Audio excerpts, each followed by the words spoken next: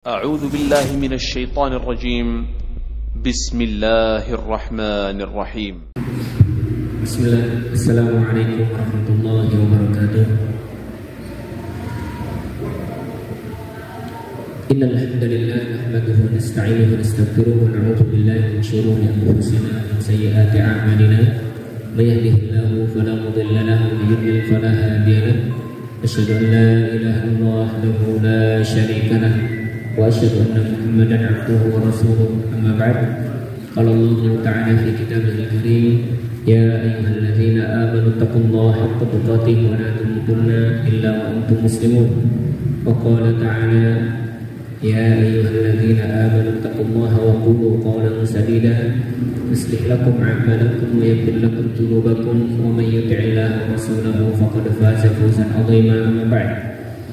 أما بعد وقال رسول الله صلى الله عليه وسلم: إذا مات الإنسان انقطع عنه عمله إلا من ثلاثة: إلا من صدقة جارية أو علم ينتفع به أو ولد صالح يدعو له. أما بعد، Ma'asyiral muslimin dan muslimah, semoga dimuliakan oleh Allah Subhanahu wa taala. Alhamdulillah, segala puji hanya milik Allah Subhanahu wa taala.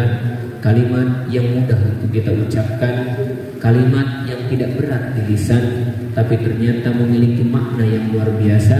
Barang siapa yang mengucapkannya, maka dia telah memuji Allah Subhanahu wa taala. Dan siapa saja yang mengucapkan hamdalah dengan kalimat yang diajarkan oleh Nabi sallallahu alaihi wasallam, maka kata Nabi sallallahu alaihi wasallam, faqad adda syukri yaumihi, maka dia telah melaksanakan atau telah menunaikan hak untuk dia bersyukur kepada Allah pada hari itu. Dan di antara doanya atau zikirnya yaitu kita dengan memuji Allah Subhanahu wa taala. Kalau seandainya sore amsayna apa kata Rasul sallallahu alaihi wasallam, di dalam riwayatnya Rasulullah sallallahu alaihi wasallam menyebutkan tentang bagaimana bersyukur kita kepada Allah Subhanahu wa taala. Allahumma ahsabi ni'mah au bi ahadin min khalqik famika wahdaka la syarika lak falakal hamdu wa lakal syukru. Ya, maka dia telah menunaikan hak yang untuk dia bersyukur kepada Allah Subhanahu wa taala. Kaum muslimin dan yang semoga dimuliakan oleh Allah dan muslimah, maka dari itu kita dianjurkan untuk senantiasa bersyukur kepada Allah atas setiap nikmat yang telah berikan kepada kita. Salawat dan salam kita berikan kepada Nabi kita Nabi Muhammad SAW. Tak lupa kepada keluarganya, para sahabatnya, yang semoga senantiasa kita juga mengikuti jalan mereka semuanya. Bukan hanya di dunia kita mengikuti jalan mereka, tapi semoga di akhirat kita bersama dengan mereka yang sebagaimana disebutkan oleh Allah Subhanahu wa taala, siapa yang mengikuti Rasul sallallahu alaihi wasallam atau siapa yang taat kepada Allah, ya, maka sesungguhnya dia bersama para nabi, kemudian bersama para siddiqin, wasyuhada, bersama orang-orang yang berjuang mujahid fisabilillah, wassalihin, dan orang-orang yang soleh. Kita menginginkan hal yang demikian. Ma'asyiral muslimin dan muslimah, insyaallah kita melanjutkan pembahasan kita tentang bab atau tentang fikih di bab al-waqaf. Kemarin kita sudah selesai membahas tentang bab nikah. Alhamdulillah. Kalau seandainya ingin murojaah, mungkin ada di YouTube Baroniil. Kalau ingin murojaah tentang bab nikah atau mungkin ingin lebih memperdalam lagi, bisa nanti diputar kembali tentang bab nikah di dalam pembahasan bab nikah di YouTube ada. Dan kita akan melanjutkan pembahasan setelah bab nikah, bab al-waqaf, waqaf, kemudian hibah, kemudian apalagi ataya, pemberian, sedekah juga masuk. Dan juga insyaallah kita bahas tentang wasiat. Setelah wasiat baru kita bahas tentang mawaris atau tentang faraid, tentang pembagian warisan insyaallah, ya. Tapi sebelum kita masuk ke pembahasan itu, alangkah baiknya kita senantiasa mengingatkan satu sama lain bahwasanya menuntut ilmu itu salah satu di antara kewajiban bagi kaum muslimin tanpa terkecuali. Semuanya diwajibkan untuk menuntut ilmu, apalagi kalau berkaitan tentang kehidupannya, maka wajib ya untuk dia mempelajarinya. Termasuk kalau seandainya dia ingin melakukan satu perkara, baik itu ini wakaf, hibah atau sedekah, dia harus mengetahui ilmunya, sehingga setiap ibadah yang dia kerjakan dan dia niatkan karena Allah itu bernilai pahala. Kalau seandainya tanpa ilmu tidak akan bernilai pahala. Nah, sekarang kita masuk tentang babul wakaf. Apa itu wakaf? Ya, sama bahasa Arabnya wakaf. Ya, bahasa Arabnya juga wakaf. Indonesia wakaf, kemudian bahasa Arabnya wakaf juga. Ya, bedanya wakaf biasanya kita mau pakai P, ya, bukan pakai F. Ya. Arti wakaf secara bahasa al-habsu. Al-habsu itu artinya menahan atau memenjara atau mengurung sesuatu. Itu namanya wakaf. Ya, berasal dari kalimat waqafa yaqifu. Ya, fi'ilnya waqafa yaqifu wuqufan. Wukuf itu ya berdiam diri. Pernah dengar wukuf di Arafah? Berdiam diri, diam di situ, stagnan. Tidak jalan, tidak maju, tidak mundur, tidak ke kanan, tidak ke kiri, udah wukuf aja. Dan wakaf itu ya, yaitu menahan, mengurung, memenjara sesuatu. Atau secara syariat artinya wal habsul asl. Secara syar'i yang diinginkan oleh syariat wakaf itu ternyata apa? Secara syariat menahan asal kepemilikannya atau sesuatu yang dia miliki dan membiarkan buahnya untuk dimanfaatkan oleh orang lain. Itu namanya wakaf. Ya, jadi barang yang asalnya ada itu ditahan. Ditahan dari apa?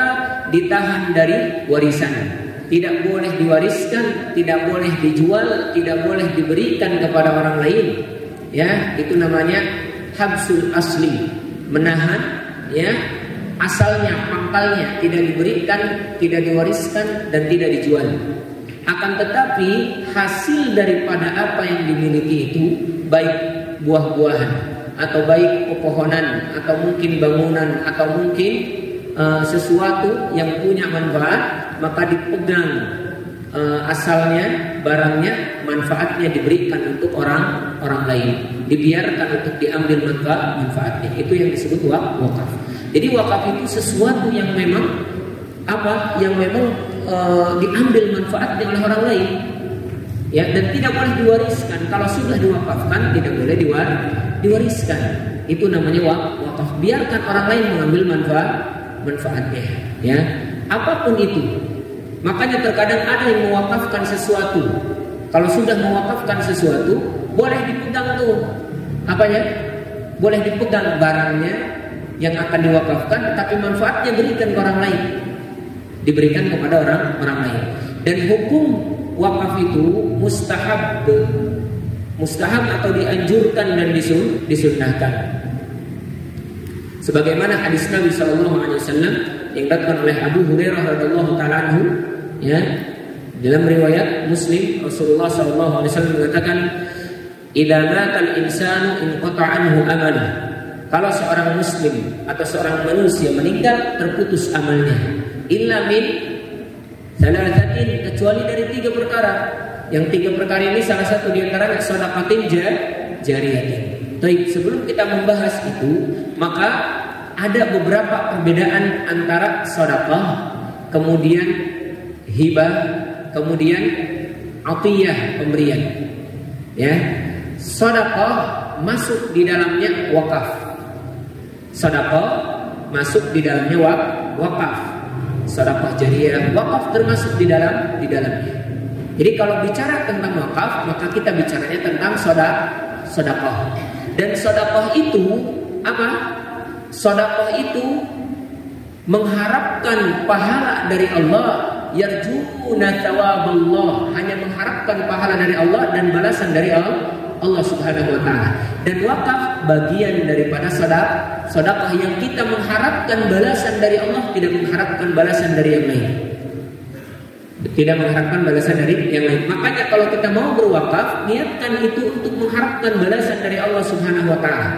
Entah perkebunan, saya wakafkan kebun ini, ya, kepada manusia yang ada di tempat ini, misalnya di kampung ini, atau kepada semua manusia, silahkan dimakan buah-buahannya.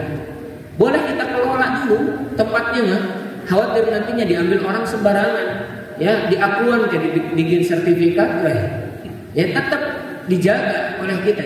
Cuman diurus surat wakafnya supaya apa? Supaya tidak ada yang mengakui.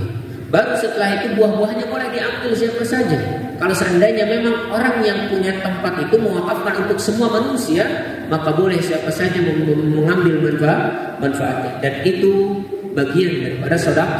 Kalau dia meninggal, maka amalnya terus berjalan dengan sedekah jariah ini. Ya. Kemudian tadi sedekah wakaf bagian daripada sedekah. Yang kedua, ada namanya hibah yang insyaallah nanti juga akan kita bahas. Dan hibah ini, ya, hibah ini apa? Di dalamnya ada yang disebut dengan hadiah. Dan hadiah ini mengharapkan apa? Dasarnya mengharapkan apa? Kalau hibah, hibah itu dasarnya mengharapkan balasan cinta dari siapa? Dari orang yang diberi. Ya, jadi ketika kita memberikan sesuatu kepada orang itu, ya, maka pada hakikatnya kita sedang mengharapkan balasan darinya, baik itu kasih sayangnya, atau mungkin cintanya, atau mungkin kelembutannya, maka itu disebut hibah. Dan di dalam hibah itu ada yang namanya hadiah. Insyaallah nanti kita bahas. Dan yang ketiga, atiyah, pemberian biasa. Dan pemberian biasa ini dia tidak mengharapkan kasih sayangnya, tidak mengharapkan balasannya, tapi dia hanya ingin memberikan sesuatu yang bisa diambil manfaatnya. Ya merek baik gitu, nggak kenal kepada siapapun itu, ngasih aja. Ya, maka itu disebutnya atiyah. Dan insyaallah nanti kita bahas satu persatu billahi ta'ala. Dan sekarang kita masuk ke pembahasan wakaf tadi, bagian daripada sedekah. Dan ini hukumnya sunnah, dianjurkan sekali karena manfaatnya luar biasa. Umar bin Khattab radhiyallahu ta'ala anhu di dalam hadis yang masyhur yang diriwayatkan oleh Imam Bukhari dan Muslim, beliau pernah mendapatkan satu petak tanah di Khaybar ketika perang Khaybar. Kemudian dia mendatangi Nabi Shallallahu Alaihi Wasallam, kemudian meminta petunjuk, ya Rasulullah, ini usibtu ardan di Khaybar, aku mendapatkan jatah di Khaybar tanah. Kemudian apa? Aku tidak mendapatkan harta apa-apa. Kira-kira bagaimana yang harus aku lakukan dengan tanah tersebut? Kemudian kata Nabi SAW, in syi'ta habasta aslaha, kalau kamu berkehendak pegang itu pangkalnya, maksudnya barangnya atau tanahnya kamu kelola. Kemudian apa? Wa tasaddaq minha, kemudian buahnya kau sedekahkan kepada orang lain. Ya, jadi memang di situ kata para ulama, ya, Umar bin Khattab radhiyallahu ta'ala anhu, dia mengelola tanahnya, kemudian buahnya diwakafkan untuk orang lain.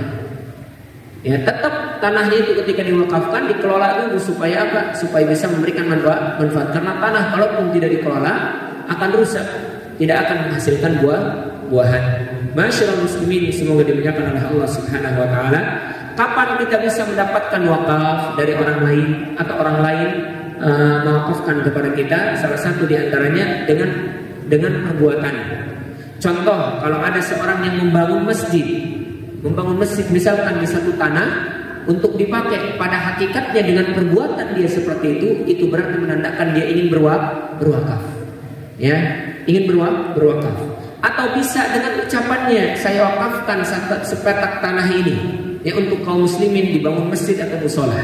Makanya tadi kata para ulama, salah satu di antara wakaf bisa terjadi yang pertama dengan perbuatan seseorang. Contohnya ka'an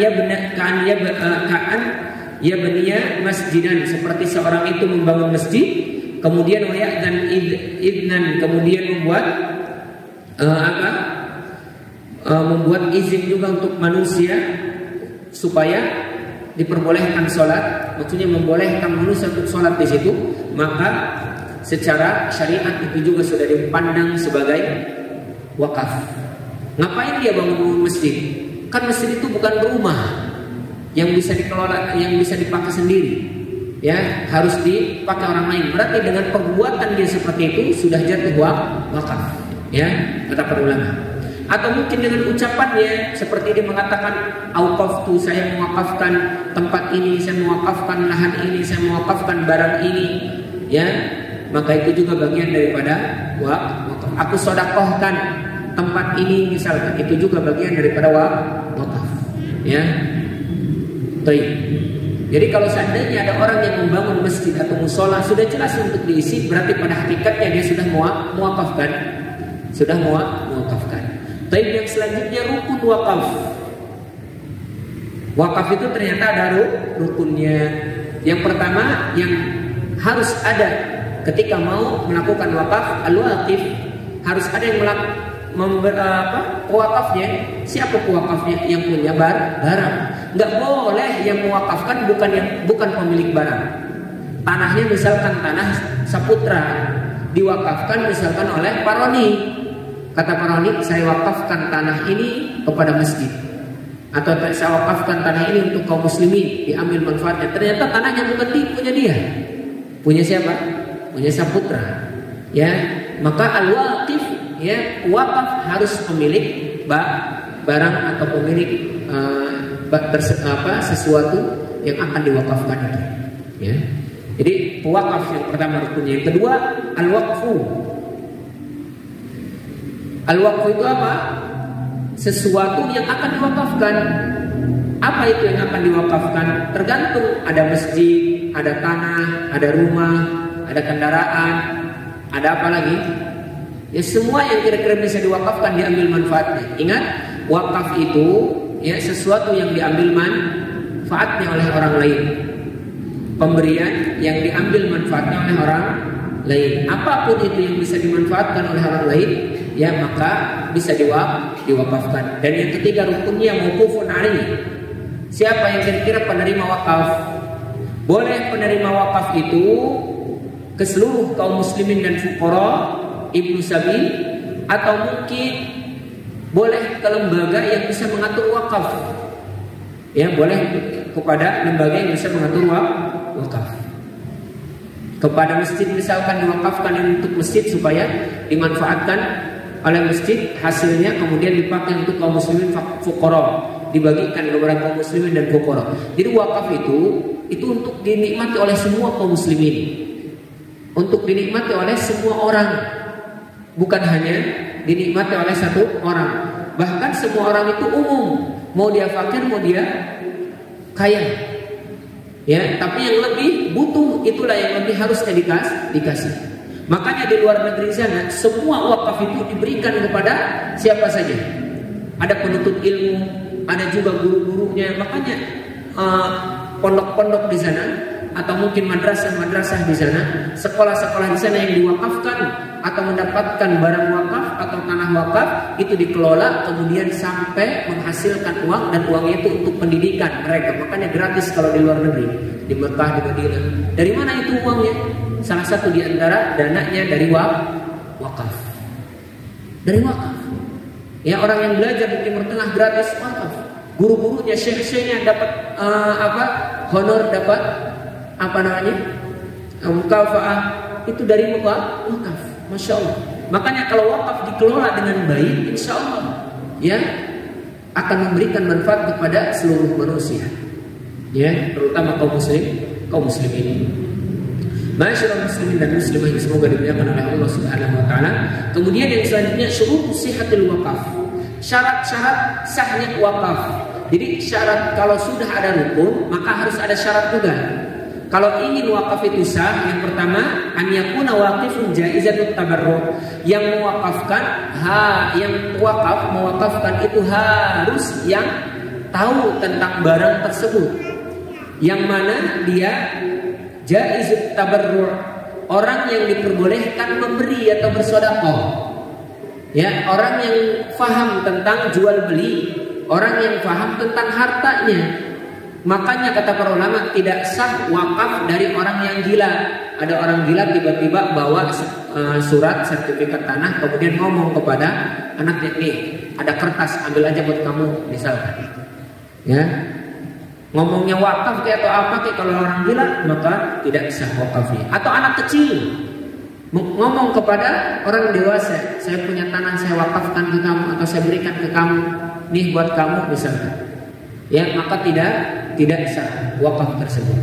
Kalau seandainya dari orang yang dia tidak bisa dan tidak diperbolehkan untuk melakukan transaksi, ya.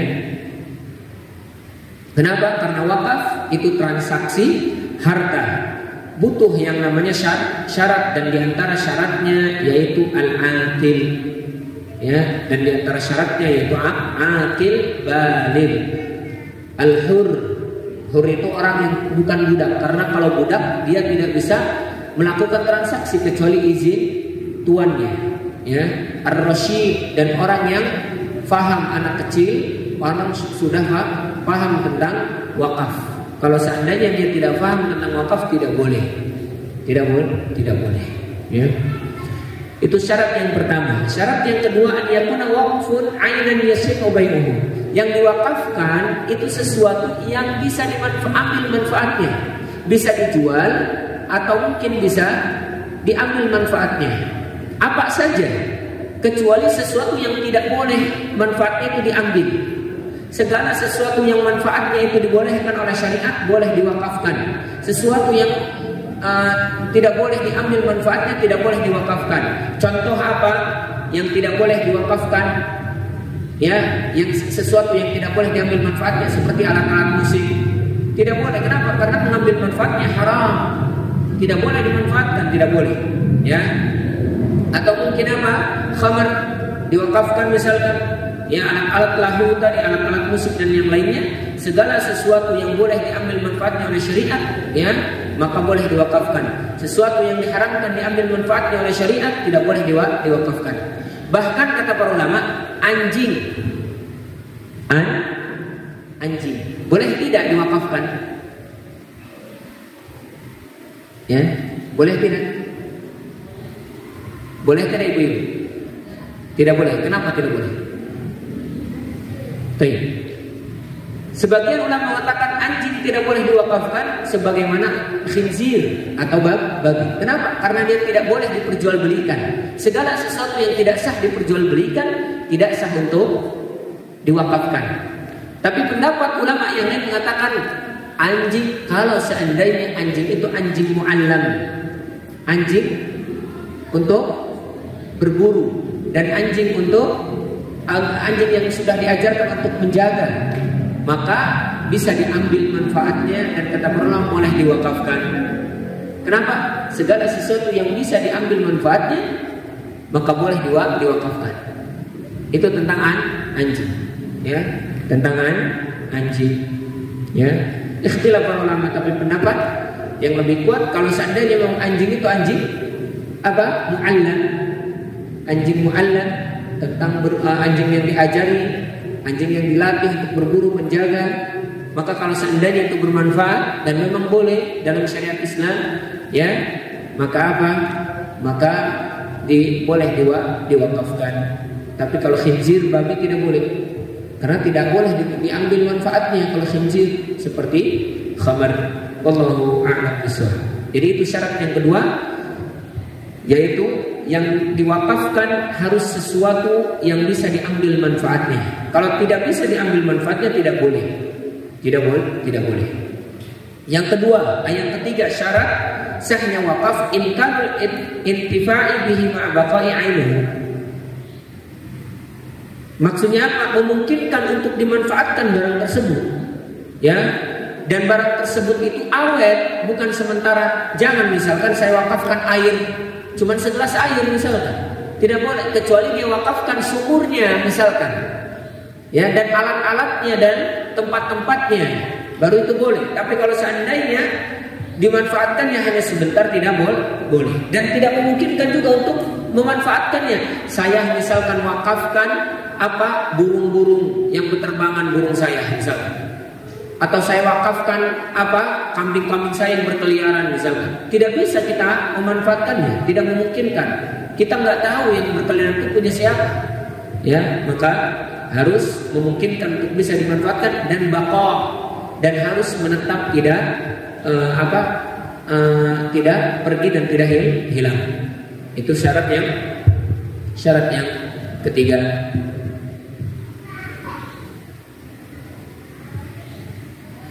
Masyaallah muslimin yang semoga dimuliakan oleh Allah Subhanahu wa taala. Kemudian yang selanjutnya Syarat yang keberapa?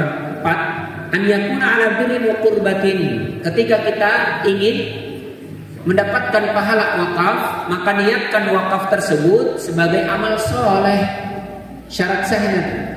Jadi kalau orang hanya memberi saja, tidak ada niat untuk mendekatkan diri kepada Allah dan tidak menganggap itu perbuatan baik yang disyariatkan oleh Allah, maka tidak akan sah wakafnya. Hanya pemberian biasa. Hanya pemberian biasa. Makanya harus diniatkan untuk amal soleh. Makanya kalau seandainya kita membangun masjid, tapi ternyata membangun masjid itu hanya sekedar membangun saja, tidak meniatkan dia untuk mendekatkan diri kepada Allah, maka dia tidak akan mendapatkan pahala wakaf. Atau mungkin membangun masjid hanya untuk bermegah-megahan, hanya untuk hanya untuk menghabiskan uang saja misalkan.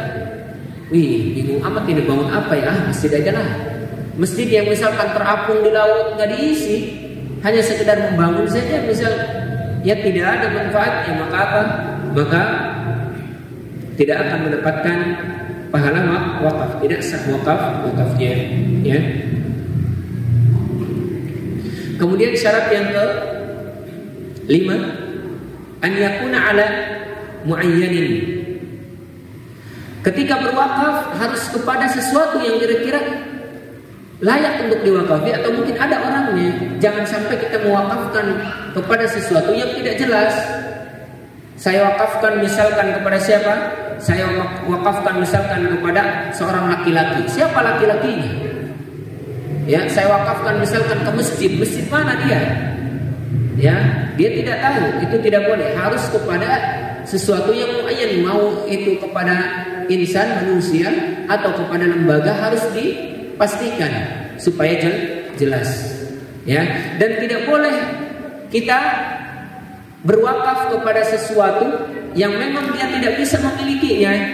Seperti malaikat misalkan, saya mewakafkan kepada malaikat, saya mewakafkan kepada jin, saya wakafkan kepada orang yang sudah meninggal, saya wakafkan misalkan kepada penghuni kubur ini, kepada kuburan. Jadi wakaf untuk kuburan misalkan tidak boleh. Wakaf untuk kuburan tidak boleh. Wakaf kepada budak sahaya, hamba sahaya tidak boleh. Karena kenapa? Karena budak tidak bisa memiliki. Karena pemiliknya yaitu tuannya. Maka kepada sesuatu yang tidak bisa memiliki tidak boleh. Akan tetapi boleh kepada beberapa masjid dan anak-anak yatim yang memang dia sudah tahu tempatnya, boleh diwakafkan untuk dimanfaatkan. Boleh dimanfaatkan. Tapi kalau seandainya dia mengatakan masjid doang, masjid mana nggak tahu, tidak jelas. Harus muayyan, harus ditentukan masjid mana, ya, orang yatim mana, manusia mana. Kemudian tidak boleh diwakafkan kepada sesuatu yang tidak memiliki, seperti malaikat, jin, orang yang sudah meninggal, atau budak. Masyaallah muslimin dan muslimat semoga dimuliakan oleh Allah Subhanahu wa taala. Itulah wakaf. Dan yang selanjutnya yang ke-6, an yakuna munajjizan atau munajjazan. Sesuatu itu harus jelas. Sesuatu itu harus jelas. Maksudnya munajjaz itu ketika berwakaf tidak boleh diberikan waktu. Tidak boleh diberikan waktu. Harus jelas. Tidak boleh kita mengatakan saya wakafkan ini kalau seandainya saya sudah mati. Ada sebagian ulama mengatakan boleh. Ya, ada yang mengatakan sebagian boleh kalau seandainya berwakaf seperti itu. Kenapa? Karena segala sesuatu akad, ya, yang boleh tanjis itu memastikan, boleh juga nanti mu'allaq itu kalau seandainya saya mati maka saya wakafkan tempat ini. Kalau seandainya saya Ahmad datang misalkan, maka saya akan memberikan hadiah misalkan. Kalau seandainya kamu sukses, saya akan berikan ini. Itu disebut mu'allaq.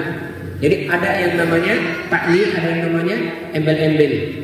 Ya, tapi kalau seandainya munajjazat itu pasti jelas. Saya wakafkan ini, saya wakafkan ini, saya wakafkan ini. Maka pendapat ulama mengatakan harus pasti. Jangan sampai nek-nek ente-ente. Bahasa kita hanya mau enggak. Ya, maka harus pasti mau apa tidak berwakaf. Kalau tidak, maka tidak sah wakafnya. Dan syarat yang ketujuh yang terakhir, yaitu an yakuna mu'abbadan. Wakaf itu selamanya bukan kontrak. Saya wakafkan tanah ini sebulan, saya wakafkan tanah ini setahun, saya wakafkan tanah ini sepanjang umur saya. Kalau sudah meninggal diambil oleh ahli waris, tidak boleh. Kenapa? Karena syarat sahnya wakaf mu'abbadan, selamanya. Pernah dengar wakafnya Umar Utsman bin Affan radhiyallahu ta'ala anhu? Sampai sekarang Masya Allah wakaf Umar bin Utsman bin Affan radhiyallahu ta'ala anhu. Apa yang diwakafkan?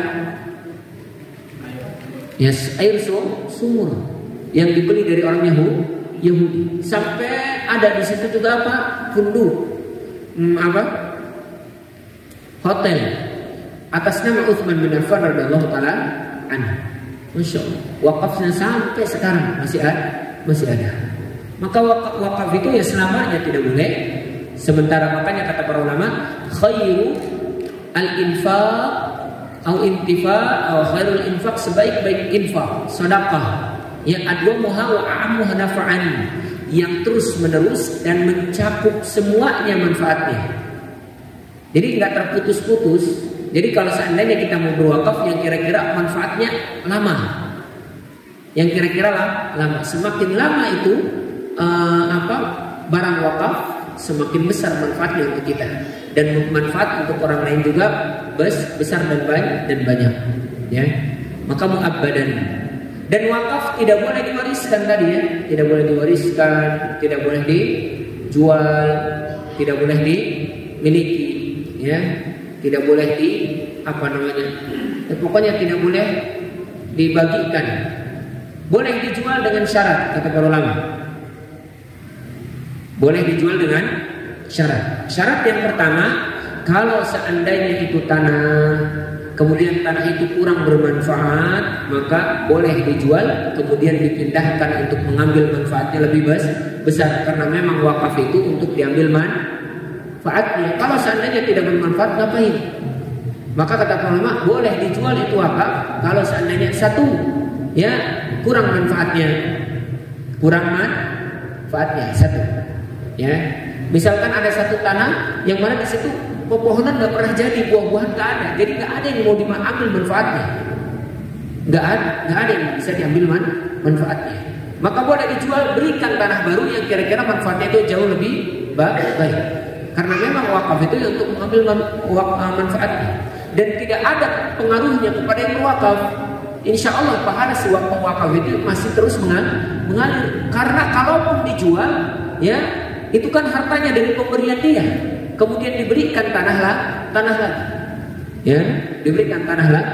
Pokoknya sesuatu yang kurang manfaatnya maka boleh dijual, ya, kemudian dipindahkan kepada sesuatu yang bermanfaat. Dan yang kedua, boleh dijual untuk memindahkan sesuatu dari yang utama kepada yang lebih utama. Bukankah syariat itu memerintahkan mengambil yang lebih baik? Kalau ada yang baik, maka, dan kalau ada yang baik kemudian yang terbaik, maka kita dianjurkan untuk mengambil yang terbaik. Begitupun wakaf. Kalau seandainya ingin memindahkan kepada yang terbaik, yang manfaatnya jauh lebih bagus dan lebih afdal untuk manusia, maka boleh dipindahkan. Wallahu a'lam bishawab. Masyaallah muslimin yang semoga dimuliakan oleh Allah Subhanahu wa taala. Kemudian ada yang namanya pengurus wakaf. Pengurus wakaf itu yang kira-kira dia punya apa? Punya amanah yang besar. Dan syarat orang yang mengelola wakaf itu, pertama kata para ulama, al-Islam, orang muslim. Kalau seandainya kafir tidak boleh, ya, menjadi pengurus wakaf. Kemudian at-taklif, orang yang sudah mendapatkan beban, ya kan, jadi anak kecil itu tidak boleh. Karena kenapa? Karena ini tanggung jawab amanah, dibutuhkan, ya, tanggung jawab yang besar. Maka tidak boleh kalau orang yang belum punya tanggung jawab, maksudnya orang yang belum balik, ya. Kemudian kifayatu fit tasarruf, kemudian dia mampu untuk mengelola itu. Kalau seandainya tidak mampu untuk mengelola, khawatir nantinya rusak dan tidak mendatangkan manfaat. Kan banyak orang yang diberikan amanah untuk mengelola tanah, misalkan supaya jadi wakaf, tapi tidak tidak hidup, la yahya wa la yamut, tidak hidup tidak mati juga, akhirnya terbengkalai dia, tidak ada manfaatnya dari tanah tersebut. Makanya terkadang ada orang yang berwakaf tanah untuk dijadikan pondok pesantren, dikelola oleh pengurusnya, ada pimpinan pondoknya, ada pengurus pondoknya, maka itu jauh lebih baik daripada misalkan diwakafkan kepada orang yang tidak paham tentang pengelolaan wakaf. Mau diapakan ini? Ya, mau diapakan ini misalkan bingung. Atau mungkin kita punya 1 hektar tanah, saya wakafkan untuk semua masyarakat yang ada di sini, silahkan tanami semuanya.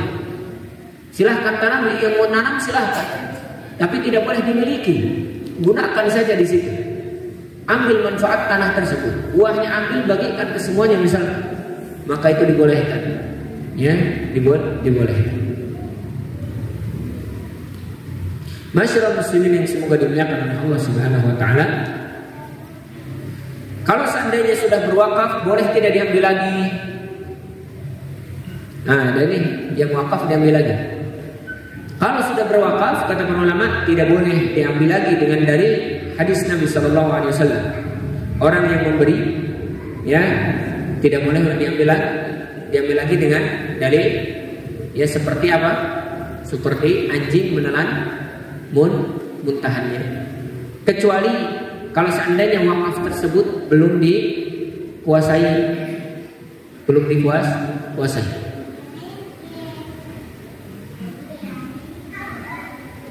Ya, jadi tidak boleh diambil lagi.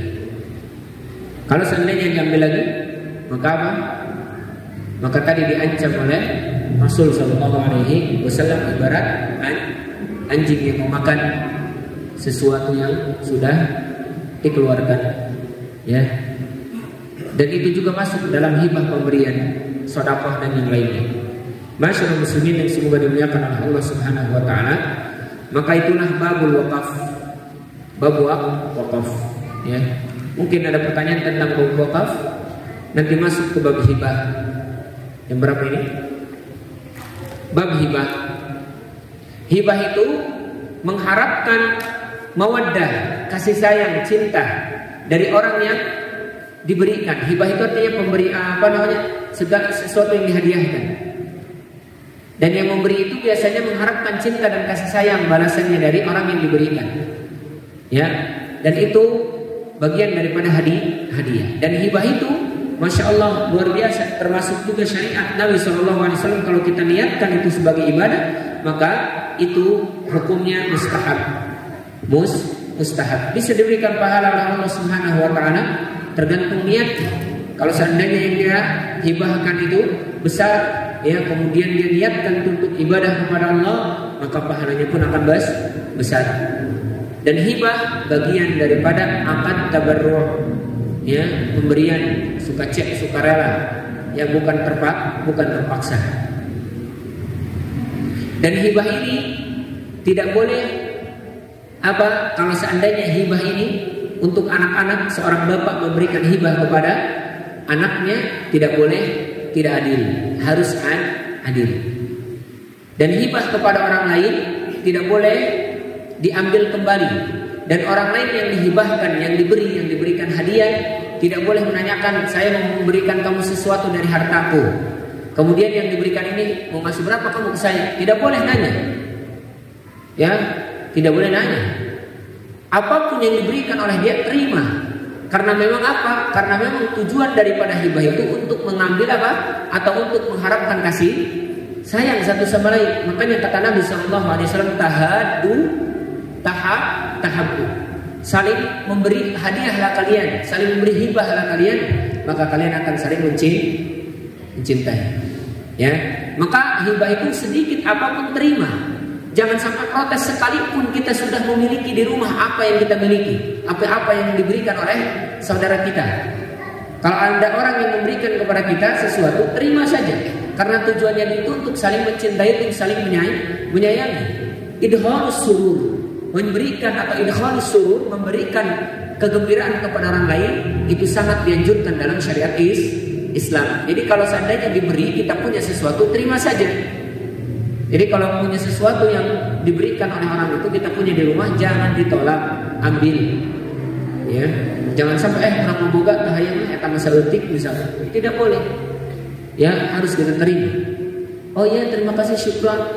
Sekalipun mungkin kita tidak suka, terima. Kenapa? Karena di situ tujuannya bukan untuk menerima barang tersebut saja, tapi tujuan yang maknawi, yang terselubung atau yang tersimpan di situ untuk saling mencintai satu sama lain. Sebagaimana kata Nabi, la yu'minu ahadukum hatta tahabbu. Tidak beriman seorang di antara kalian sampai kalian saling mencintai. Ala adullukum ala syai'in idza fa'altumu tahabbtum. Mau tidak aku tunjukkan kepada satu perkara, kalau kalian melakukannya kalian saling mencintai. Apa itu ya Rasulullah? Tahabbu. Saling memberi hadiah, ya, maka kalian akan saling mencintai. Berarti anjuran dari Nabi sallallahu alaihi wasallam untuk kita, ya, maka jangan menolaknya. Itu untuk sesama manusia kaum muslimin misalnya. Tapi kalau seandainya seorang bapak menghibahkan kepada anaknya, maka tidak boleh tidak adil. Harus memberikan keadilan kepada anak-anaknya. Harus memberikan kepada anak-anaknya keadilan. Tidak boleh apa? Tidak boleh ya pilih kasih. Makanya di dalam hibah itu kata para ulama, yang pertama ada hibah yang memang doruri. Hibah doruri itu tergantung masing-masing anak berbeda kebutuhannya. Doruri itu hibah sesuai dengan kebutuhan anak-anak. Dan itu tidak harus adil, karena terkadang anak yang umurnya lebih besar itu kebutuhannya lebih banyak, dan anak yang kecil kebutuhannya sedikit, maka tidak harus adil. Ya, tidak harus adil. Contoh apa? Ya contoh orang yang anaknya mau menikah, kemudian yang satunya masih kecil, kemudian yang satu yang mau nikah ini dibiayai oleh bapaknya untuk menikah. Masa si kecil minta, Pak, tadi si kakak nikah, si teteh nikah, dikasih uang untuk nikah itu 20 juta atau untuk perayaannya 30 juta, pokoknya adik mau 30 juta. Ya, nggak boleh, bapak tidak adil. Wa'dilu baina auladikum, berbuat adillah kepada anak-anak kalian. Ya, tidak boleh, haram hukumnya kata anak kecil. Maka tidak sah hujah si anak ini. Kenapa? Karena di sini hibahnya kenapa?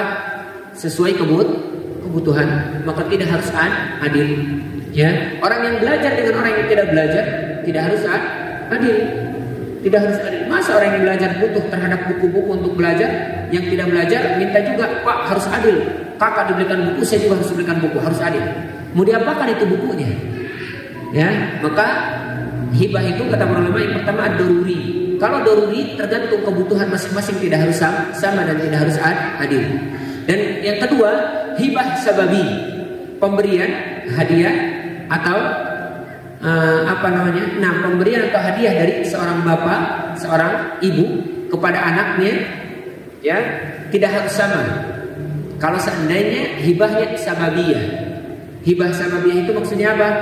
Misal seorang bapak mengatakan, kalau seandainya ya siapa saja yang misalkan bisa menghatamkan Al-Quran 1 juz dalam 1 minggu, maka bapak berikan hadiah. Kira-kira yang tidak hafal 1 minggu diberikan hadiah atau tidak? Diberikan hadiah atau tidak yang tidak hafal? Tidak. Yang hafal diberikan hadiah atau tidak? Diberikan. Dan tidak mungkin orang yang tidak hafal ini mengatakan, Bapak saya harus dapat juga. Ya, kan saya anak bapak juga. Ya, maka kalau hibah sababiyah tidak harus sama juga. Tergantung sebabnya. Ada sebab, ya ada hadiah. Tidak ada sebab, ya sudah tidak ada. Ya, tidak diberikan hadiah. Jadi kalau anak satu misalkan hafal Al-Quran, ya, kalau seandainya 1 minggu bisa hafal Al-Quran, dikasih hadiah misalkan motor. Kemudian hafal si A, si B-nya nggak hafal. Si A diberikan motor, si B tidak diberikan motor. Maka boleh. Tidak adil. Karena ini disebut hibah sababiyah. Yang terakhir, yang ketiga, hibah la sabab fiha. Hibah yang tidak ada sebab musabab. Tiba-tiba pengen ngasih aja, misalkan anak benang sini, dikasih misalkan anaknya 10 juta. Kenapa mas? Ya pengen ngasih aja. Kenapa si A tidak dikasih? Nggak mau lah, saya nggak suka ke dia. Yang anaknya ini manakal, nong aja, rada nurut misalkan. Maka tidak boleh, harus adil. Baik dari sisi cinta ataupun dari sisi pemberian, maka harus adil. Ustaz, adil itu seperti apa? Kalau apakah adil itu laki-laki dan perempuan sama, atau mungkin adil itu sebagaimana pembagian warisan, laki-laki satu, perempuan setengah? Kalau misalkan pembagian ingin seadil-adilnya, na'am. Ya, kalau seandainya ingin pembagian yang seadil-adilnya, pembagian dari Allah Subhanahu wa taala seperti pembagian warisan. Ya, akan tetapi itu semua kalau seandainya orang tua sudah meninggal, pembagian yang terbaik, pembagian yang sesuai yang sudah ditetapkan oleh Allah Subhanahu wa taala. Tapi kalau seandainya orang tua masih hidup, ya, maka pemberian yang terbaik adalah musawah, sama sebagaimana hadis Nabi SAW ketika apa? Ketika ditanya oleh seorang sahabat Nu'man ibn Bashir, ketika bertanya kepada Nabi SAW, ya, apa kata beliau? Ya Rasulullah, aku memberikan satu anakku harta. Kemudian kata Nabi SAW, afa'alta hadza biwalidika kullihi? Apakah kamu melakukan itu kepada semua anak-anakmu? Semua anak-anak ini maksudnya apa? Laki-laki dan perempuan. Ya. Kemudian apa? Kata Nu'man, lah, saya hanya memberikan itu saja, satu orang anak saya. Kemudian kata Nabi SAW, ittaqullaha wa'dilu baina auladikum. Bertakwalah kamu, takutlah kamu kepada Allah, wahai Nu'man. Ya. Kemudian berbuat adillah kamu kepada anak-anakmu. Jadi kalau seandainya pembagian harta, pembagian hibah, pemberian kepada anak, kalau seandainya orang tua masih hidup, maka al-musawah, sama-sama. Kalau seandainya memang kebutuhan mereka sama, ya, maka berikan apa? Berikan sama, baik dari sisi harta ataupun cinta, kasih sayang dan perhatian. Tidak boleh kita condong kepada salah satu di antara anak kita, ya, harus ada keadilan kepada semua anak-anak, karena Nabi SAW tidak akan menjadi saksi bagi apa?